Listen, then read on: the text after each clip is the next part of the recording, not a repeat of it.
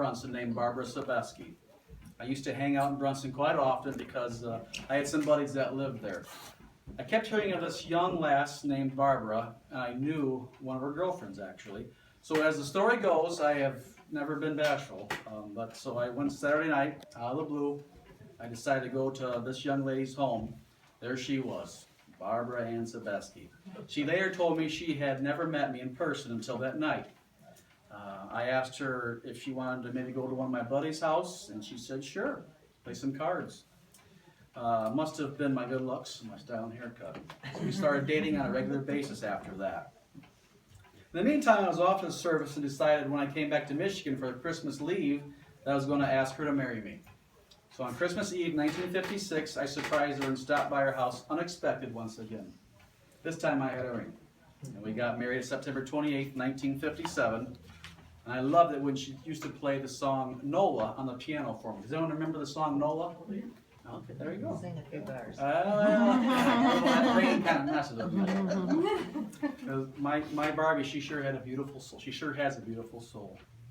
My new bride and I, we moved to Union City in 1958. We built our own home on Union Lake in 1964.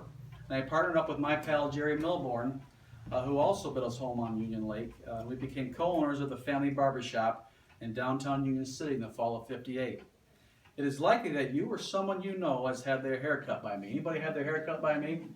You guys are looking good, I gotta say that. I earned my barber's license from the Barber College in Detroit. During that time I recall practicing my hair cutting skills on some homeless fellows who were waiting to go to a Tiger ball game.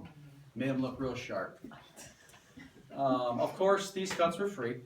I bought Jerry Milborn's license, barber's license to display, very similar to what I had. Jerry earned the nickname I gave him, Pard, because he was my partner in business. Later, on running marathons, and mostly of all, our friendship.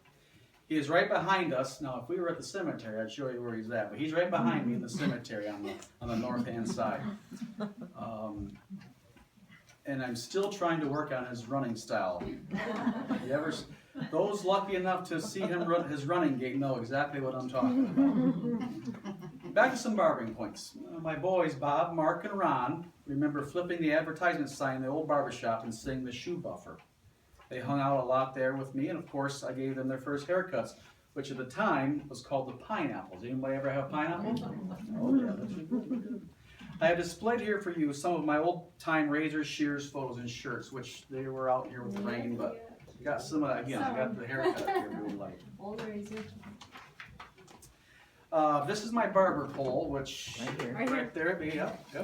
I actually have that hanging at the shop at our house in Union Lake. In the 70s, I got an itch to be on my own and have my own shop. Yeah, she's heavy. Yeah, she's heavy.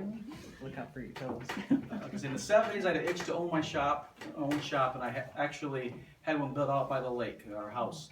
It's actually called Deo's House of Styles. Cool coats we all have. At the time of my life, I also started working at Kellogg's and cut hair on my days off. I would give out free haircuts at times, even though I would soon have 5 mouths to feed. In the late 60s and early 70s, my 2 daughters were born. Oh wait, let me stop. Let me put the kids in order. My oldest son is Bob. He graduated from Union City in 1979. And a year later was Mark. And then in 1984, Ron graduated.